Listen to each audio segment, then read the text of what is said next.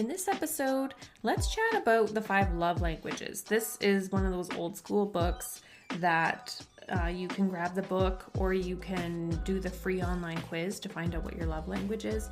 And it's something that I've revisited many times over the years. And what's really interesting to me is how it has kind of shifted. And I think this is pretty normal when you're healing and when, I think our love languages are oftentimes I see that they can maybe change based on the relationship dynamic. This is something that I've newly just sort of discovered, this hypothesis. And I think what I'm going to do is have women that come into my program after leaving to do this quiz because I'm really curious what everybody's love language is. So recently when I did it, I noticed that it had changed to what I thought it was, right? And it made a lot of sense, and it makes a lot of sense why my main love language is what it is, and it is words of affirmation. And it was likely because I didn't really get a lot of that growing up. I didn't get a lot of positive feedback. There's just a lot of negativity more so. And so I think a lot of that, the love language, is a tool. It's not something written in a Bible. It's not a psychology-based intervention, but it is a useful tool, just like any personality tests or other tools that we have at our fingertips. We don't have to do them all, but it's kind of like attachment theory. And all of these are tools to get to know ourselves, to know what is our predominant attachment style and what does that look like and where does it come from and how do we shift it and change it? How does that inform the kind of relationships that we are drawn to and the dynamics that we keep ending up in? So we need to have this is about self-understanding, and this is the work that we do on the other side of leaving destructive relationships, is learning who we truly are outside of that, because we are not who we really are in those situations.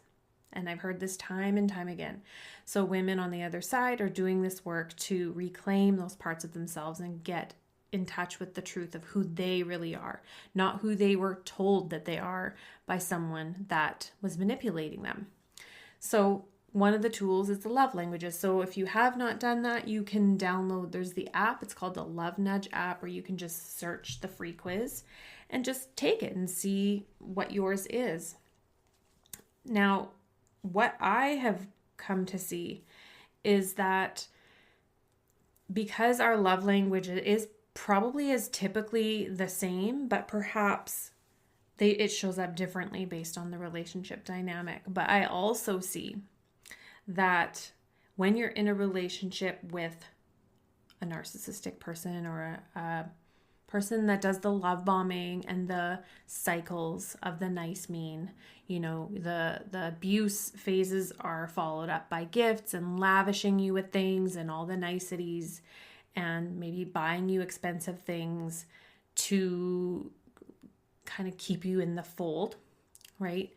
You might see that gift giving is the only thing that you're getting that might make you feel like you're important. So you might think that your love language is gifts. And it will change. Like for me, it's actually very low. It's 0% when I took it. Does that mean I don't like getting gifts or things bought for me? Well, I kind of do. But if it's not something that's useful for me, if it's something I've just got to go deal with now because I don't want it, if it's toxic products I'm not going to use, if it's a candle with synthetic ingredients, I'm not going to burn it. If it's a gift that someone knows I like coconut oil or whatever, coconut candles with a wooden wick and non-toxic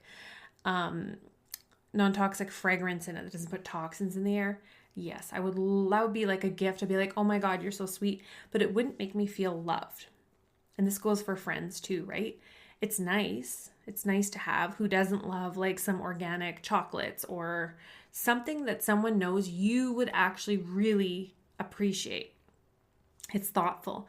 Some people, that's the only way that they feel love. And that's something that's huge. So when they receive a gift, they feel this surge of feeling love. Well, for me, it's not really that. I thought it was, but it's not. almost like zero. And so I believe that when we have, so for someone that has the dominant love language of words of affirmation, we need to hear positive things. Hey, I really liked it when you did that. You're really good at this. That was a really good meal that you made. Some kind of positive affirmation in that, or you look really nice, or you look pretty in that dress, or you look beautiful, or whatever. We want to hear those things. And when we don't hear those things, it's even more hurtful because of the omission of them.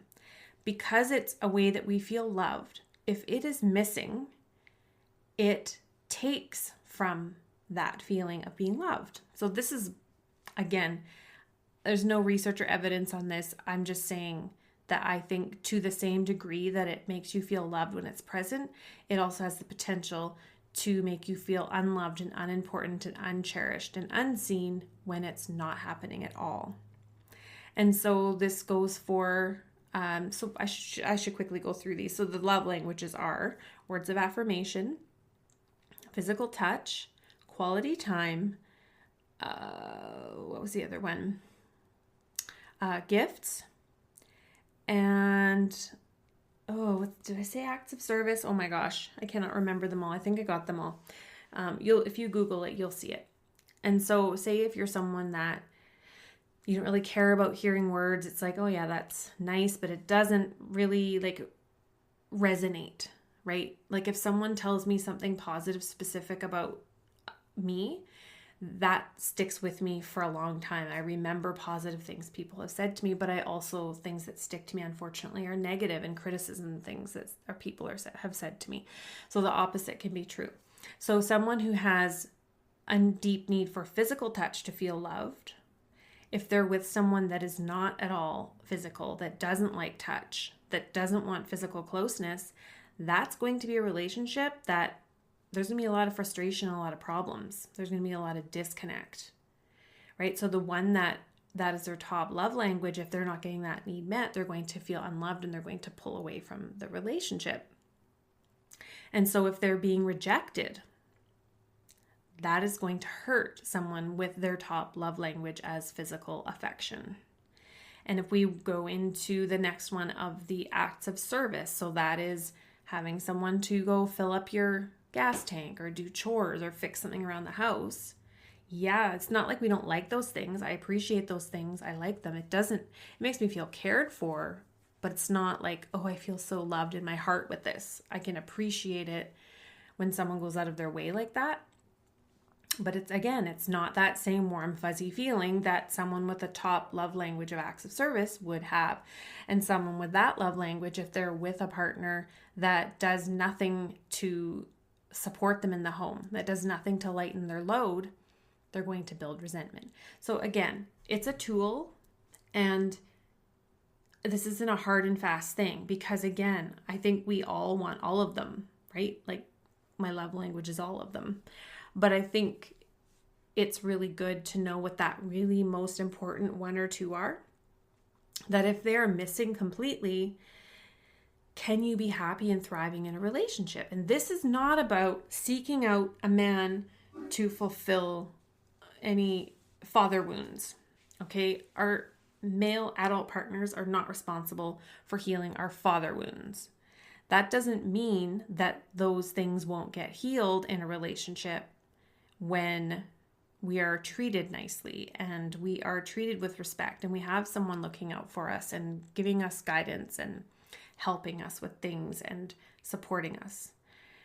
But I think a lot of women have unmet and unhealed father wounds that they're seeking. Oh, this is true. I shouldn't even say there is women. This is what the root of it is, I think, with women who end up in these relationships trying to get needs met from unavailable men. They're looking to someone to meet their needs as a father would. And this is where we've got to look at our own selves in the mirror, ladies, because you don't want to have a child-father dynamic. There is this thing you can see online, I have seen, as like, I want that daddy energy. Well, no, that to me, that's what?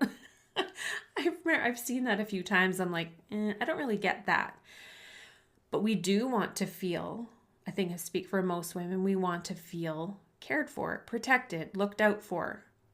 You know, if like one of our security bulbs in the front of our house is burned out, we would want a man that's like, hey, I'm going out of town. I want to make sure that all the security and lights are working for you and that everything, you're safe and protected.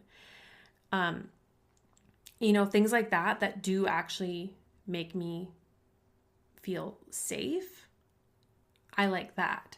But we have to look at what is our work to heal and what do we want in a relationship? Like when we go back to what relationships were like, say, even just in my grandma's era, they weren't looking at love languages and trying to get their emotional needs met in their marriages. It was like when I look at my grandparents' relationship, they didn't even sleep in the same bedroom, and I didn't even think anything of it as a kid.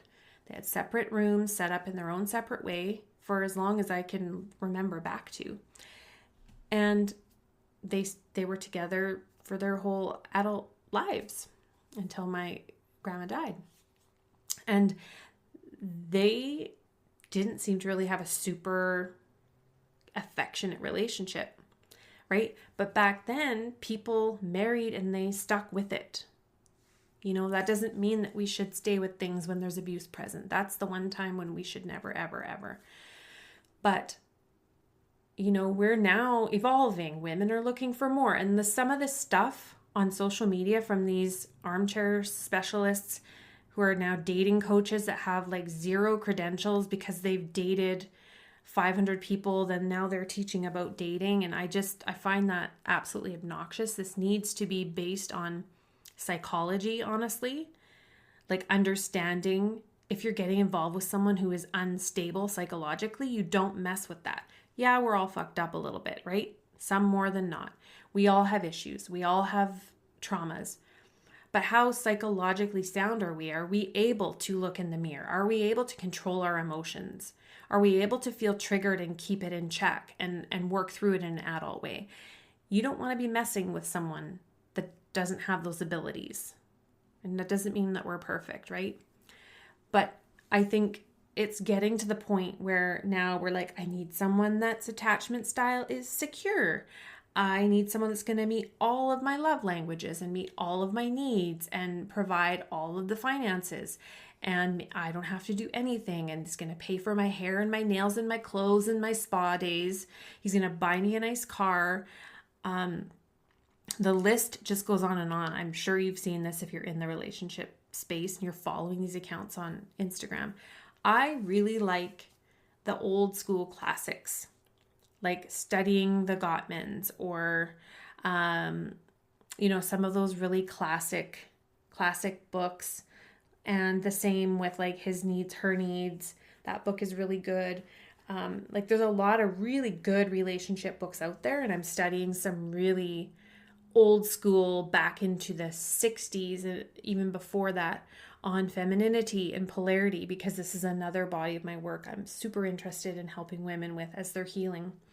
And I'm reading this stuff that's like written by some older authors that aren't alive anymore that wrote about this stuff. And I do find it fascinating to learn about how men are wired and how we see a lot of male behavior as toxic when it's just male behavior. It's masculine behavior. So we need to learn to discern the difference.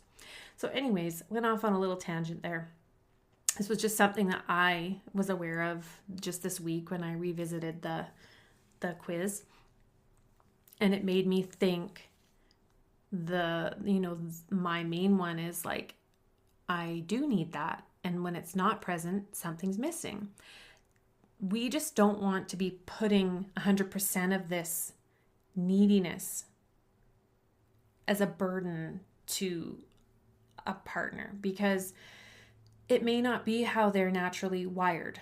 Just like someone might not be a physically affectionate person. Some people just want their space for whatever reason, whether it's trauma, whatever, they have sensory issues.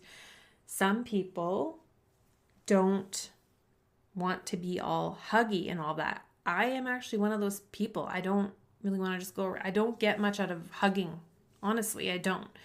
So that doesn't mean I don't do it, but I'm not the first. My family was not like that, right? There was no hugging and I love you stuff. But it's, I'm okay without that. Maybe not forever, or maybe I do like in some circumstances. So really get to know what yours is. This is going to help you in the aspects of reclamation of self and really getting to know you so that you have more of a solid foundation of this when you do move into dating and exploring other relationships once you're ready. Because then you're going to know, well, this guy that, doesn't have, I don't know, whatever your love language is. If he's starting to show that he has no way to give you positive feedback, or there's no reciprocity in acts of service, or the quality time one, right? So these are things, again, they're important to have. And I think we should really use them all in a relationship, but it's just knowing what your top one is. So it could be that it's quality time. So if you have a guy that's always busy, he's working nonstop, he's got this and the other and that thing going on, and he's like, look, I just don't have any time for you. Like, I have no time. That's not going to work. If you're someone that's like, I want someone that wants me in his space, that wants to make time, that does carve out the time where I do feel like a priority in spite of everything else that he may have going on. And we both should be doing that in a relationship. Otherwise, you're not ready to be in a relationship if you're not doing that. All right, so I'm going to finish this up because I could go on and on about these things, but I'm going to be bringing more of this to the podcast around, let's start talking about like healthy, right? Healthy relationships, us being healthy within ourselves, relationship or no relationship, being healthy within ourselves and getting to know who we are before we start even considering dating. Get to know who you really are on the other side, because that is going to be one of those things that helps you to not end up in another similar situation when you understand your patterns and your programming that kept you in something that was going against your values and the things that you said you would never tolerate.